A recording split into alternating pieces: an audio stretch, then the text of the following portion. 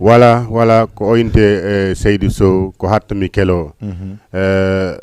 on tigi noon sino kelade intu il faut on tindara ko ti keloto gon dara nayar tun nata e darma yaɓa e bulle ba yaddi no wodi rewɓe go sa naati e mun tun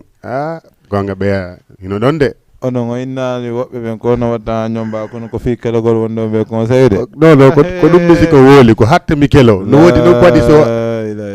wo ko hattami kelo par ce que ko oustas walla kanko o keloto ko arrêté ngo ñomba kono nani goɗɗo e kele yagal o way ko jamono fewndi ɗo il faut yuruɗa taw ndara an fof keloɗa sa arrêté a naati e mug kono joni kono simi nani on onon oustas ɓen kelogol na ko tultata non andi ɗum ɗon il faut yuruɗa seeɗa minnuma ndara jikko on kay si naata e mum kono sa ari tun andama o andama anda ko honɗum e jikko jogi a naati e mum tun a yalto e kadi e hoore yaddoga de des fois kadi ɗon wawimo ñommude sikko mo mari ɗum ɗo sa naati ha gene si anda kadi on kadi o dogay non no wodi goɗɗi goo e wawi altude goɗɗi goo e wawi altude goɗɗi goo noon altotako ayi goɗɗi goo noon so tawi noon altotako sa ayni alte tun sa moytawi ko an heɓoyta probléme joni ko hatta kelo ɗon inno ɗo non min ko hatta mi kelo mi yalta ko faala ko yalta ko faala ko ɗum waɗi ɓe kelata ko Allah oto yi joni dal dare jon franchement mais ko Facebook wono Amadou Badiane kanko kadi womo darde e woɓɓe go kadi joni inchallahu rabbi so heeɓe temps e daare joni ko honto Amadou Badiane on ɗon ko ɗo woni kanko kadi mo weltana foti ko seeɗa laamon kanko kadi vraiment mo nangue telon kadi no doa rewde no rewde dawol kanko kadi ko woni wadde ga ko haare mo weltana foti kanko kadi joni ko honto wonɗo men addude par ce que andi ko no hande ko ɗum waɗi émission no ɓuuɓi ha ɓurti hande on watti addi istil oustas min watti mbobu olof so wattuno costume au moins on heeɓe no amiron kono en daare ñande goo mo anndanɗa hara en jettata hono enete sa en waɗa ko anndanɗa en daroto no andi hande haade meɗen jogui denna bo ko minen wonno noon innude bobo jago bo innike voilà ko ɗum waɗi hande men addire guba on e kunkufunun ɗo haɗa ko ɗum waɗi hande men meɗen jooɗi ɗo yo sikkude hara ko oustas yagal woni wadde kono fof mum ko oustas yagal ɓayɗo kadi meɗen conseil dugo meɗen haalande on ko hatta men kelo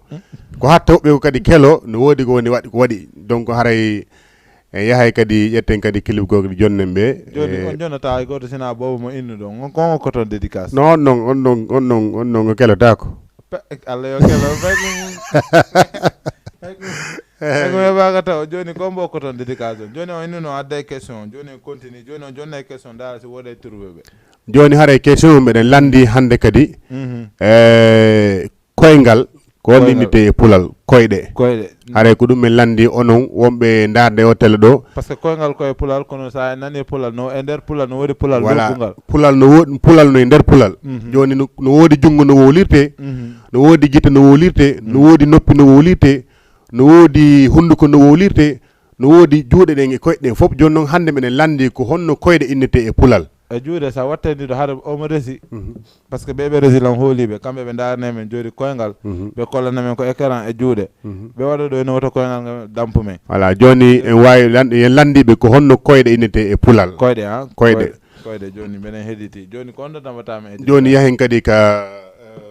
Alassane Bari Jamfa o kemɓe kadi téléspectateur ɓe kadi kamɓe kadi ɓe weltoro kadi après anda ɗum kay haare ko ɗum a Jamfa ko ɗum waɗi a kelaki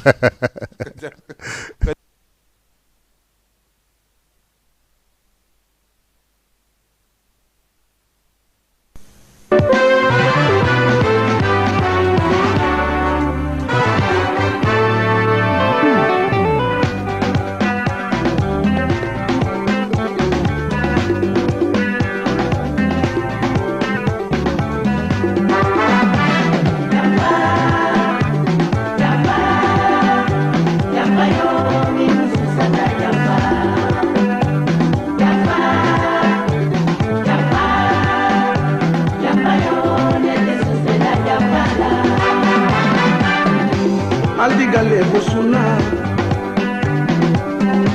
mimmi susata jamba jamba bone ko mo be ngal kudatane ko jamba aldigale ko sunna jamba yo mimmi susata jamba Jamfa yo, Mimi Susata Jamfa.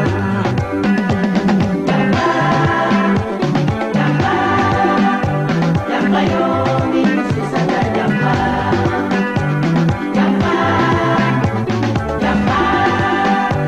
Jamfa yo, Nete Susela Jamfa la.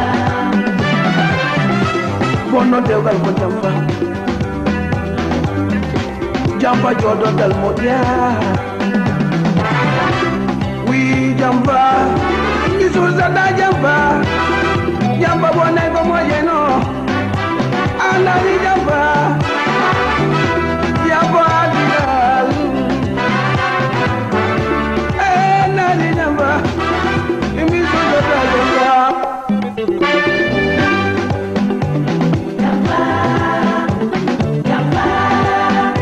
Jamfa yo, Mimi Susata Jamfa.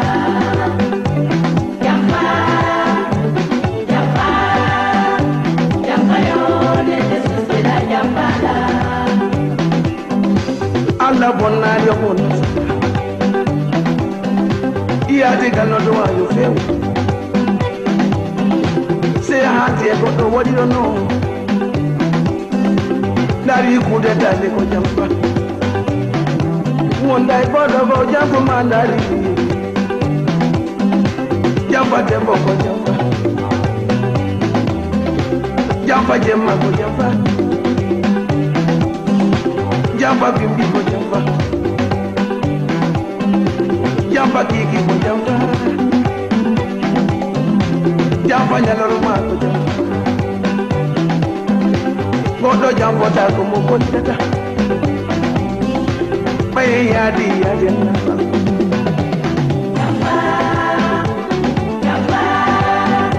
Jamfa yo,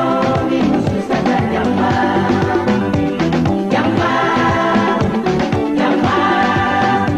Jamfa yo, Nete Susela Jamfa la. Jamfa yo, Mimi Susata Jamfa. Jamfa yo, Mimi Susata Jamfa. Jamfa bone ko mojeno nari. Ati gande musuna. Allah Jamfa kine nano.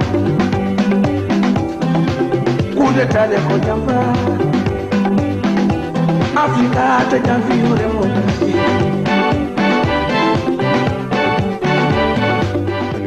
Yeah, mais iwe alsana bari Jamfa moƴƴa ɓe haali ko laabi pos Jamfa moƴƴa kono waɗa men haalande Jamfa. No Jamfa comme no yimiri noon andi Jamfa kala hunde kala ala ka Jamfa moƴƴi par ce que kala ka Jamfa sori haray ɗon boni sa yi hande jamma noon no way ni ko Jamfe ɗen ɗuuɗi hande a wonday tagaɗo nangiramo komma tawa mo ley mo bonnude ɗum fof koye Jamfa hande yurɓeɗa goɗɗo addamo e place ma joɗɗo ñi liggade hara mo taƴa koyɗe ma ley ɗum fof moƴƴa ko Jamfa wonda e debbo ma ƴama mo ƴetta sunna e farilla addamo ko galle ma fiyon formu foyer wonon nene goto wonon baba goto tawa kanko mo weƴƴiti Jamfa ley ɗum fof haray moƴƴa donc haray toujours so ndaari ɗi clipaji ɗo e ɗi gimi ɗo tawa no wondi importance te vraiment haray ko ɗum ɗo woni musique musique koko nafata koko anndanama kala ko jentiɗa ɗum ɗon vraiment anda ɗum ɗo no jogui important no nafa kadi sa mijitiki seeɗa tun tawi wonduno waɗayno Jamfa anda Jamfa moƴƴa par ce que kala Jamfoto bo sakkitortaɗo moƴƴata fuɗɗode nani noon ya wawi gagnade sikka mo wonɗa wadde kanko wonɗa wadde mais sakkitorum fof mum koye ma juuroyto ara mo kala wattan hiilay ɗum ɗo inchallah sanga mbari ok salla jaabi joni noon ɓe résumé weltanike ɓe joni ɓe addi koyngal ɓe henno ɗon no affici ɗon e écran on joni kala mo andanda mo andi ko honno innete koyngal e pulal e honno haalete par ce que ko pulal ko ɓewini e pulal no woodi e pulal kadi no andanda no wollite koyngal min noon mi anda mi landoto joni mi watti e sokoje téléspectateur ɓe ɓen kamɓe kadi ɓe nodda kala o anduɗo ko honno haalete ɗum wona Aliou Bari en kanko kadi womo ndarude wo min weltani komo moƴƴa noon mais okkimo dédicace o ari o joni onon ko nenete koyngal e pulal non ɗum no ñaccide e téléspectateur ɗin kamɓe ɓe ara ɓe senda en ɓe par ce que kare kamɓe ɓuuri nande pulal ngal ba enen ko joɗen ɗe ɗo na wondema ko fi nangol pulal mais ko fi janngorgol enen kadi kamɓe wonɓe nodduɗo ɓen siɓe se nani ɗo ko annaɗa ma vraiment ko non wawite woyde ko non minen kadi min andirta par ce que minen kadi na wonde men nani pulal donc en fof koyen janggo so yi miɗen jooɗi ɗo ko fi ko duwano fuɗɗino mulude kon yaltinen anden pulal no waɗi ris par ce que koyenen tun Allah okki mo pihum gotum wawɗen wolide ɗum cen wawde woldude ɗum moji tati ha nayyi heɓa indele nayyi ha tati donc haray goɗɗi goo noon no woodi goɗɗi goɗɗi accanomo wolede donc ko émission ji ɗo il faut yaltinen ɗum ɗon anden koyngal ko ni wolite kadi e pulal no woodi indele goo hara na en jokki ɗum ko koyngal tum par ce que hewɓe ɗen ɗo no woodi ampaga ɓen ɗo ɓe nodda e joni ɓe andinen ko koyngal ko ni wolite e pulal mi sikka no woodi anduɓe no gasa en waɗa émission ha gayne haɗa goɗɗo andali joni kono mbo jonatami ɓe nodda e joni lan andi fenɗo ɓe koyngal e pulal ɓuura koyngal no na koyngal tun no woodi ko koyngal linete e pulal kadi kono no woodi inde go kadi ko nden ɗon inde faalande mulude ko nden min faala yaltinen kadi woɓɓe goo kadi sugu amen anda jaka no woodi koyngal no innirte e pulal hara na koyngal woodi goɗɗo nadde ko ligne ƴetten mo assalamu aleykum alhamdulillah jaram on jarama de jantu nara ɗon jantu alhamdulillah yaari kara émission mo wonno weli merci beaucoup on jarama foti ko onon welni yalla norange yeeso amin ya rabbi amin nara ɗon ɗon e jam kono jamtu alhamdulillah haray ko homɓe koyngal ko tundawal innete e pulal haray ko homɓe taw ko honto wonɗo e noddude haray ko homɓe ɓe maake Ousmane yo nodda honto ɓe nodda Wakam honto e Wakam cité avion awa cité avion weltanama hande ko tomme ñalli ka binde teren ɗon wimi hande ko tomme ñalli ka binde teren ɗon denna bo ok way ko gonga cité avion fof weltanama haray koyngal ko honninte e pulal koyngal ko tundawal wiyete e pulal mi ɓurta jinade tundawal inde nden ko honno Ousmane oynete Ousmane oui jaram émission mo wonno weli ok inchallah ono kadi on weltanama amin ya rabbi joni kamɓe konnuɓe ni sami mi kala mi nangirta tundawal kare kamɓe ko noon menni joni en heeɗi ɓay bunɗo ko heeɗiɗo joni en yaha jettiten clip goɗɗo go le temps que téléspectateur hana no miijuto par ce que min pour min haari ko koyngal tun innete jaka no woodi goɗɗum go ko haalte harana koyngal joni combo undami okkude joni en yahay kadi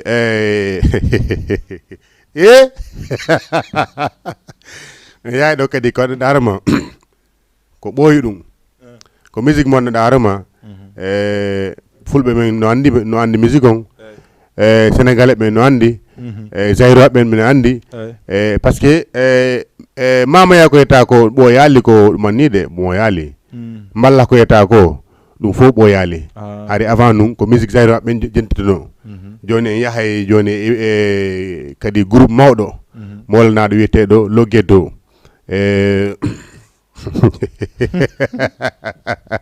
ɓay ko la waɗa dewa dow ko annduɗa ma an tigi anda ɗum kono moɓɓe kamɓe ɓe andi ɗum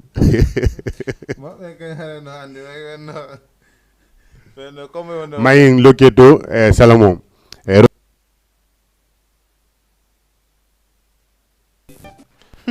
allo oui Ousmane toujours Ousmane émission kupay quoi pourquoi hara non wala émission kupay kupay aɗum mannini arayno kupa télé on ton télé on haala mon kam fo arayno kuppude waɗa yaara ok gasi min wattana yele mum sellaji mi nani eyyi wattana yela quoi par ce que andi ɗum fof adday ella hoy quoi ko gonga do a régilde wona correct ko ɗon yimɓe ɓen heɓata courage manno normal ala probléme inchallah ala probléme haray mo weltanama gasi ok merci beaucoup merci ok joni comme no indiri noon par ce que des fois comme par exemple on ella ɗon woɓɓe haalanno nan kono na ko neɓata par ce que ko seeɗa tun ara yaha par ce que goɗɗi ɗin kadi a waɗay kono na e ma wonta ka ay gonga a etoto par ce que hay télé ñaniji ni hay canal play sport des fois waɗay ɗum na ko tultata quoi par ce que koye plateforme uji ko réseau ji connexion ji ɗin des fois ko ɗum doginta ta kadi si tawi ɗari ka wata yennude ɓe wonɓe ton walla ɓeɓe orange walla kala mo andanɗa balance non ma wifi joni noon en wattana ila mum ka joni konto wonde en gasi joni ande toujours koko waliden ko probléme technique tun inchallah ɗum noon haray ɓay tun haray ko onon min jooɗi ɗo ko onon min woni ɗo kadi e ɗum ɗo kadi an Ousmane a weltanama fotta par ce que ya wawno dade tun ɗum noon kala tun jappa yano go mais a holliri e yiɗi télé on a holliri liggueɗe men woni wadde ɗen ya weltori ɗum ko ɗum wadde nodduteɗamen kadi haalanɗamen ɗum ɗo haray min wattana heele mum moƴƴa kadi inchallah haray ko fi probléme technique tun si Allah jaaɓi min wattana heele par ce que minen joyi ga vraiment technicien ɓe andandarma gonɗon sengo inchallah meɗen hooli ɓe ɗum ɗon so Allah wattana hiile mum aray kadi en yahay ka émission kadi toujours continue e clip on logguette on après atten noon si goɗɗo o kadi guiɗo cama production joni en iwi loketo on joni ko ndu waɗa men haalande loketo voilà oɗo vraiment clip ɗo kala darɗo kadi wotay ko andintuma ɓawa ɗo seeɗa ɓay hari ndeysan dans les années 93 94 komin wonno pay komin yahayno foyer tawa vraiment soirée ji ɗo no heewi e yimɓe no hiida toon no fija no jala hari vraiment hari comme ko woodi joni kon woodi hari ala hari avant ko fijindaro woduno kono na bonki kono joni ko bonki joni na fijindaro ay parce que a yahay no soirée tawa ko agne si tawi ko jiwo ko kanko e koto makko yaadi walla kanko e yaye makko walla kanko e jaaja makko o wawata ɗo wadde ɗo goɗɗi goo hara kadi mo jonna lere nde o artata kono joni sa yi joni génération hande fayda ɓe wayno de soirée e minuit ɓe ari ko soirée wo e 3 heures du matin ɓe naata ɓe yalta tawa heɓe yahi hirnoygo goɗɗum go ganduɗama na soirée on na koɓe waynano kon donc vraiment ɗiɗo soji andintanayi maw ɓawa ɗo num hari soirée ji vraiment no welayno te kadi hari on jamono no weeli moƴƴa dal na sugu o jamono mo fewndi ɗon ɗo no fendo ɓuuri welde o jamono mo wela o jamono mon ɗo sa ala mbuuɗi wela ayi on ala e fijude jamono mo yiɗa sa ala on ala e fijude ko bonki woddu kono sikko ɗon kono andi ɗon ko bonki men jokki kono andi ɗon onon koko buumi jokki ɗon ayi onon koko buumi jokki ɗon joni minnunoma téléspectateur ɓe ɓen andata ko honno inete koyngal e pulal joni haray toujours yimɓe ɗen andinti noon question joni eɓe numéro on hara ɓe anditay joni ɓe ɗon numéro on ko 78 116 82 38 joni kala mo andanda no falami noddude ɗum komin landuto ko honno haalite koyngal e pulal kongal kadi ko e pulal kono ɓayɓe inni e nder pulal no woodi pulal ji min noon mi famali joni mi accita e sokeje maɓɓe kamɓe ɓe anda no ɓe waɗira joni haray mbiɗen landi koyngal ko honnininte pulal haray nodde yewten andintinen gokkoygoy ko andandarma ko yeehi ha ko falama mulude yaltinen koye anden ko honno koye wolite e pulal haray ko koyngal men landi ko honno wiyete e pulal koyngal goy koye pulal mais noon no woodi kadi inde goo ko nden ɗo inde ɗon min faala yon anduntimmen inchallah nodde yewte pulal luggungal seeɗa ɓunɗo ko heeɗi ɗum joni minnunoma ɓe wawata ɓe andata andintimɓe andintiniɓe e téléphone tun dara ɓe ara ɓe haalnama ko honno koyngal winete e pulal 78 116 82 38 joni kombo jonatami joni e yahay kadi e toujours 92 jokke andi Sénégal 92 woduno musique aji hewɗi yimanade on coupe d'Afrique donc hay ndeysan accident musuɗo waɗno ɗo e nder Wakam ɗo mais on tumade hari vraiment sara nden kadi no weeli voilà donc en ƴettay clip goto ko intede Ornus Mabele jonnen ɓe téléspectateur ɓe kamɓe kadi ɓe ndaara on noon kadi ɓe andete kadi ɗumonni sili voilà ko ɓeyinte Ornus Mabele haray paykun an ɗum ɗon heccuma ko ɗum waɗi wela e ma mi sikka koye min tunde joni ay téléspectateur ɓe ɓen non ko ñamɗa kon ɗuuɗi ko nenete walle men ɗo koko ñamuɗa kon ɗuuɗi wimi joni ko naade walla men joni haray oɗo vraiment ko 92 Sénégal 92 ɗi morceau ji fof yaltinano par ce que on tumari hade Sénégal no weeli hade Sénégal ko Sénégal kay ko feetin kinno ko ay kene men daral kilibo ɗum ko feetin kinno ɗo hade Sénégal ko Sénégal on tumadi Sénégal organise no kat Coupe d'Afrique woni Sénégal 92 hade vraiment joni ono Sénégal 92 Sénégal organise coupe o ƴettali Sénégal 2000 o ƴettali 2000 anda 2000 Sénégal ana ha 2021 o ƴetta coupe d'Afrique non ko mon ko ɓuuri welde non ko non Allah haajiri andi hunde kala joni si Allah haajiri non non hunde kala sa fewde ko falɗande noon sa heɓide noon tawi moƴƴa e ma Allah jontamonde de yetti ɗon téléspectateur jo woɗɗo wonati faɗo 78 116 82 38 allo assalamu aleykum aleykum salam on jarama jantum alhamdulillah enon toon jantum ko Jama TV mi woni ko ɗon non on fal jaali ok ko fikke somo mi nani ɓe lanɗo ɗo honno koyngal yette place minen faala si andude siko junngo e siko hoore walla minen ko ɗum men faala andude siko junngo haalirte walla siko hoore ok kam wawi wolde ni ko an ɗum habba ok minen ɓe teli mi leɓen ko tundawal men yinnata ko onon ɓe teli wile innata tundawal kono na fulɓe fuutaɓe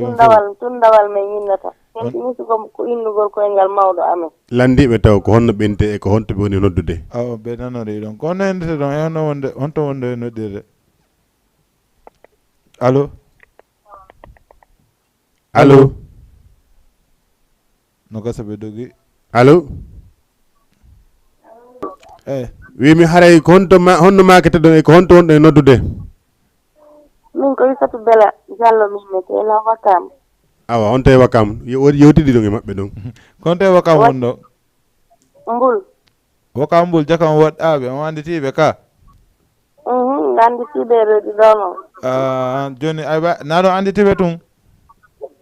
miɗo yiyaɓe ko quartier ga woni min ala relation mais miɗo yiyaɓe voilà joni noon business ke a partir de hande on mari relation si tawi quantification kamɓe ɓe jonna on 5000 francs nan mi nanali moƴƴade yanko ɗon wimi joni faade komi woni haalde ka awa bisimilla wodde makko nayni on mara relation ka joni si tawi ko onon tourfication o son fotti mbul ko hoɗɗon ɗon par ce que ko takko ɗon ɓe woniri ɓe jonnayi on 5000 francs ka si tawi ko onon turwi on jaaɓi ok ala probléme awa si ɗon faala so jonnali on bento no woodi kaaje no woodi kala ko faala ɗon par ce que ko kanko haala émission o jonnayi on 5000 francs hara o heɓay no mari ɗon relation ka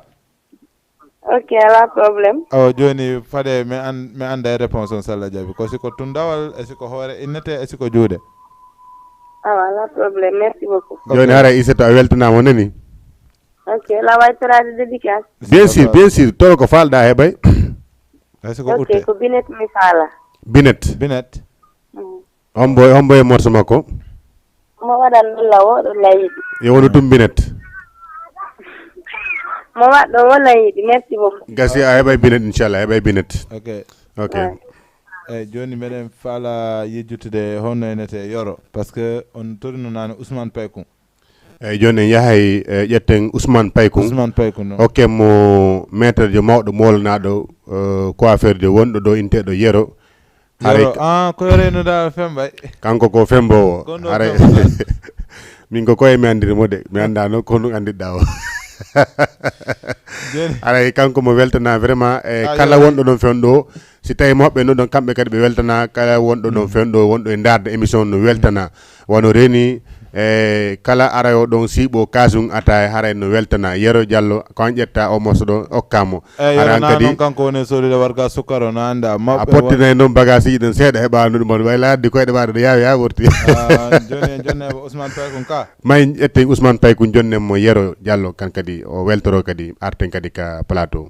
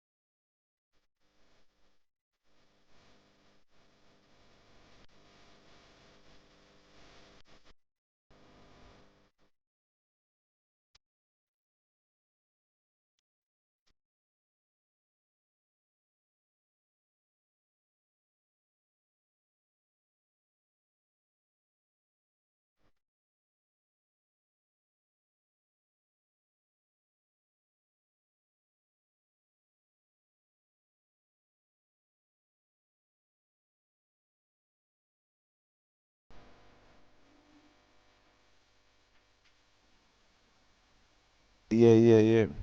hakke ko ɓe welduno si yimɓe darike o bambay mo hakke ko ɓe welduno si yimɓe darike o lunnomo kon woni Ousmane Payko joni mi okki ɗum yoro coiffeur yoro fembowo machallah mi andi a ami par ce que miɗen andodiri mi ara e fembalan ha laaɓa poste joni min weltanikama joni kon ɗum waɗon okkude dirigal ok joni haray morson comme no haaliɗa ni inchallah en ƴetti morson e hokkimo yero e kala wonɗo ɗon to joɗotoɗo ɗum no siiɓo kasum ataya ara e jonnama o morso a weltanama mi yejiti bebe kumpaji madame kumpaji nani mi rombiɗon mi tawi célibataire no jooɗi ɗon ha heewi patron honenete sa patron kumpaji a weltanama e kambis wa kumpaji on fof célibataire kala wonɗo e jooɗade ɗon allah hokkuɓe ɓeygu par ce que mi daari mi tawi ɓe ronki ɓe tampi nane mi rombiɗon ɓenne yomi hokkuɓe dédicace mi toronnoɓe joni noon mi jetta ɗum ɗon mi watta e madame kumpaji kanko o sendanaɓe ka madame kumpaji homboni kadi madame kumpaji Ablaye Ablaye Dane nane non pas Ablaye Dane sa kumpaji andi ko ɓe ɗiɗo no woodi Ibrahima Kanté no woodi hombo kadi ko ɓeya ɓe noon na célibataire ɓe noon non faɗo tun ko no woodi hombe kadi mi yaalde kumpaji wonɗo célibataire toon non min faɗe ko hombo ko Ibrahima e hombe kadi ala jiɓem e hoore maɓɓe fréquentoɓe ɓen ko célibataire tun woni ɗon mi faami kamɓe noon min yomi okku dédicace madame Kanté joni en okka dédicace o madame Kanté joni mi okka célibataire ɓe waɗoɓe fréquenté ɓeɓe kumpaji mi faami koye paykoye ɗon koye paykoye na paykoye ko moko ba nawyi koye woɓɓe no mari waare ha woɓɓe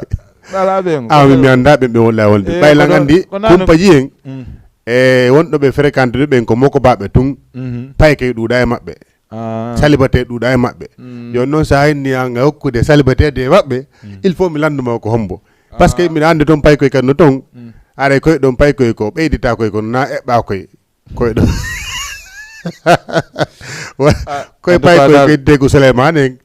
koye ɗon mbiɗa andi ko célibataire oy min de mi tawi ɗon célibataire ɓe annanda mo darda o a yurmete mo joni noon mi anda kono watte kono Allah ko goto woton décourage inchallah kera tawɓe ɗum ɓay fen ɗo ko période ala ko wara ko ɗon mi tawi ɓe cikonira maafe woyi yo joni haray kamɓe kadi ɓe weltana ɓe ƴetta o émission kadi hokkaɓe joni kamɓe kadi weltor haray vraiment so yimɓe ɗen jooɗi ɗo kadi ko pour yon welto so yimɓe ɗen adda ɗo kadi question ji goɗɗi go nawondema ko nangol pulal wargo ɓurɗo nangol pulal ko fiyen yaltin koye muhoy koye anda darma koye fuɗɗi ko mulude komi haalinen kon yaltinen koye weƴƴiten koye wallinen ko tabal anden ko kunɗo ɗum ɗo e ɗum ɗo ko ni yewtirte ko ni makirte haray ko ɗum waɗi so minen jooɗi ɗo minen yaltina kadi question haray sanga kadi ko nuwoɗa ɓeydande kadi wonɓe dardema fen ɗo ka direct ɗo haalnaɓe kadi ko wawata nande par ce que yandi fi maɓɓe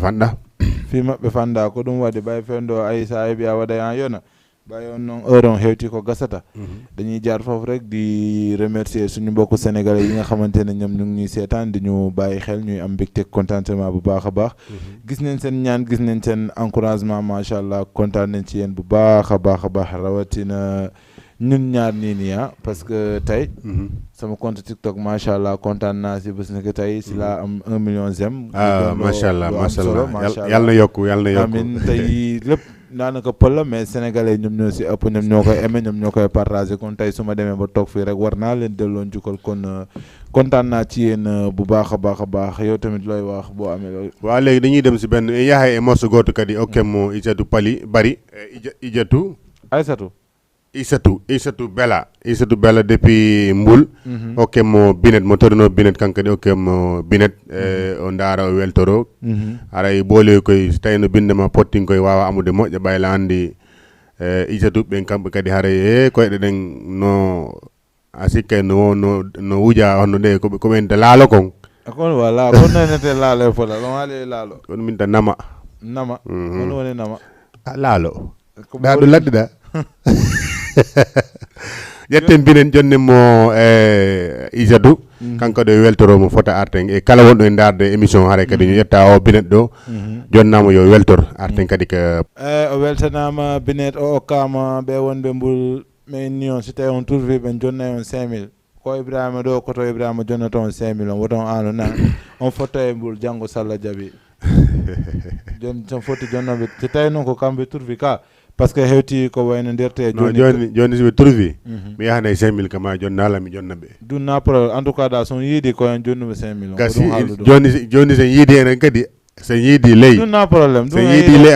a jonni lan 5000 mi jonna si mi fottoyi dow mi jonna ɓe 5000 ka koye laaɓu joni na mi fottoyi hande joni ɗo o poñala en 5000 francs non ɗum ko forcé ɓay mi jonnayo ɗum kan ɗon duwaɓe jonnude joni noon hewti ko waynondirten joni wono ko inni kon yo accam men hakke par ce que hande sa daari émission appel ji ɗin ala yiyade to no woɗi no wonde kalade par ce que no woodi ko annanda kadi na ko tultata hay tagaɗo des fois o nawnay ɗum noon na e menen ko Allah watta décidé ɓe Allah décideri ni joni komin tori on yo yaafume accano men hakke par ce que sabu amen fof naata e woɓɓe ɓe naata haala adun ɗo ɓayno probléme technique waɗi mi accanemi hakke moƴƴa noon leydi loole am lon dolli waaw joni haray ko noon haray toujours comme no oɗo yewtiri nane noon donc haray ko probléme technique te si Allah jaaɓi ɓay haray ko fiimom men wonini ɗo ko kala ko weltinta men haray ko ɗum ɗon weltinta men haray kala ko andanɗa vraiment no metta on inchallah rabbi min wattanayi heele mum min itta ɗum ha laaɓa pos haray fi technique on fi ɗum ɗon ko télé on yahata ha nder daro haray meɗen fi golle ɗen sallaji ɗum no fof wiye sallaji haray kala émission wonɗo e dogude on daariray no fayla ɗon no heeɓi ɗon no fayla ɗon par ce que ko ɗum menen kadi welata men so yimɓe ɗen jooɗi ɗo menen acciti fof meɗen jooɗi ɗo ko fiita goto mono haray noon kadi wela haray jooɗoɗa ya daara télé ma émission mo anɗa ma yiiɗimo ko ɓerde ma ya ha nder hara no kala donc ɗum haray ɗum nodda hara wata hendade voilà accam men hakke moƴƴa noon voilà donc haray en weltiniɓe kala wonnoɗo e darde émission o kala woodi goɗɗo natde ko ligne na démocratie mum allo assalamu aleykum on jarama de ko homɓe ni min anditi dande on jarama o weltanama alhamdulillah nan meɗen e mum awa ko mi sikku min ala e bonnude wi mi sikku min ala e bonnude awa koye min andu dey so tawi no woodi toon ko ɓoyli min ara wallon men ɓoylitanon men awa aray ko homɓe wonɗo e weltinde ɗon awa awa on weltanama awa kumpaji weltanama elhaji kanko ɗo weltanama kanko e madame makko